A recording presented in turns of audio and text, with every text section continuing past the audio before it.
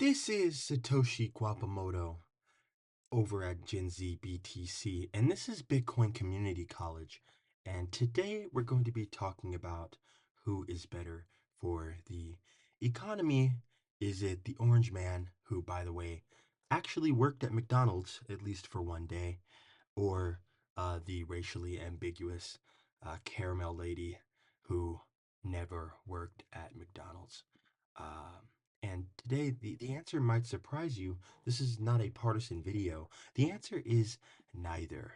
No politician has the power to stop what is coming. In the words of Lynn Alden, no one stops this train. And what is coming is a massive devaluation of the dollar. What is coming is hyperinflation due to massive government spending, regardless of party. This has been true throughout a lot of history. It basically doesn't matter who's in office, they're going to be printing a lot of money. And if you think that maybe a red president or a blue president is what's going to save you, then you're about as dumb as the people in Dragon Ball when they thought that Hercule was going to be the one to save them from Cell. Instead, this is what happened to Hercule. He got one shotted, he got swatted away like a bug. And this is what inflation does to any politician who thinks that they're going to turn it around. They actually end up making it worse. Here's a chart displaying the public debt or the deficit over the years. We can start back here in 1988, and then we can go all the way forward, and we can see that the number keeps getting bigger and bigger and bigger and bigger and bigger and bigger and bigger. And strangely enough, it's never getting smaller. I don't know why that is. Huh, it's kind of interesting. And then here we have the synchronized coughing of the entire planet, and unsurprisingly, the number keeps getting bigger. Now, for anyone who has their brain turned on, you'll notice that from 1988 all the way till now, there hasn't been a single party rule. Okay, it's not just been Democrats making things more expensive and boosting the deficit this whole time, and it hasn't been Republicans either. This is a nice little illustration of the chart that shows you who was president when and how we started to rapidly expand the deficit much faster and faster and faster. And the numbers just keep going up and up and up because it doesn't matter who's president, they're going to continue to print money. By the way, follow me on Twitter at the exact same handle. And it doesn't matter who's president because you have to keep this game going. And essentially, what we see here is both Democrats and Republicans fleecing the American taxpayer. It doesn't really matter who's in office, they have no choice really but to try to print their way out of massive deficits, especially when your deficit spending is more than 100% of your GDP, right? The debt to GDP has become absolutely insane. So, where does the government even get this money in the first place? How are we able to get in such deep debt? And why does it keep getting deeper and deeper? Why does the bubble keep expanding? The bubble never burst. Well, the long and short of it is that the US taxpayer has to foot the bill. The US takes on projects, they fund wars, they do social plans, and all of this leads to overspending, right? The government is drunk on overspending. So let's say that the US takes in $1 million in taxpayers' money, right? And then they spend $2 million for the fiscal year, again for war, for Medicare, for Social Security, or whatever it might be. What happens is that the government issues debt in order to cover the loss, right? The government gets a credit card essentially to cover the loss. These are usually in the form of treasuries, T bills, and notes. It's basically an IOU that is sold to international and domestic investors that promises that they will pay the money back with a measly amount of interest, usually about 1 or 2%. If you're enjoying the video so far, make sure you like, comment, and subscribe, and share the video with a friend or family member who might find it interesting. It's word of mouth referrals that actually help to grow the channel.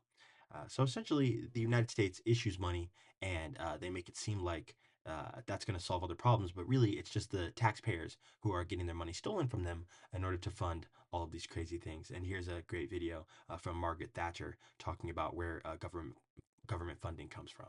Let us never forget this fundamental truth. The state has no source of money other than the money people earn themselves. If the state wishes to spend more, it can do so only by borrowing your savings or by taxing you more. And it's no good thinking that someone else will pay. That someone else is you. There is no such thing as public money. There is only taxpayers' money. Very, very well said. There is no such thing as public money. There's only taxpayer money. And when the government's overspending, they're going to need more of your taxpayer money, either directly or indirectly in a really sneaky way through inflation and through debasement, right? Not only is spending going up, but the interest on the debt itself is going up at an alarming rate, upward of 30%. Even very liberal media like this is running, news articles about how the interest payment is up over 30%. And how we are for the first time ever at $1 trillion just in the interest payment, right? Just the debt on the credit card, just the service the credit card minimum payment is $1 trillion per year. That's never happened before in history. And not only is the military, the healthcare system and the unfunded liabilities growing, but the interest on the United States credit card is growing. Meanwhile, productivity is not going up much faster, and it's definitely not going up fast enough to service the debt. So, what are some solutions? Let's not just complain on this channel. One thing about Gen Z BTC is we're all about solutions. We're not just going to sit here and complain like some bitches. So, what is one thing that we could do? Well, one thing that we could do is cut spending. But where are we going to cut the spending, right? So here we have a chart of some of the federal government spending. We have 22% Social Security, 14% for health, 13% is the net interest. Again, that's the $1 trillion in interest I talked about. Then we have Medicare and the national defense. So again, the interest on the debt is literally bigger than Medicare, and it's bigger than the military. That's not good. So either way, what are we going to do here? You can't cut the interest because that's not how that works. And education's already just 5%. Veterans benefits 5%. Transportation's 2%. Community, regional development, other. Basically, all these have already been cut as much as they can be cut. So what are we going to do? Are we going to start cutting health in general? Are we going to start cutting back on Social Security? Are we going to start cutting Medicare? Are we going to cut the military? What are we going to do? Where are we going to cut from? There's not a lot of really good options here. Maybe it's higher taxes. The only issue with higher taxes is there's already a federal income tax, which on average most people are paying about 20% or more. There's a payroll tax, a state tax, a local tax, a sales tax, a property tax, and many other miscellaneous taxes that I'm sure I'm missing, like tobacco tax, vehicle registration, and many more. So where are you going to tax people in order to come up with about $35 trillion? It's not exactly going to work.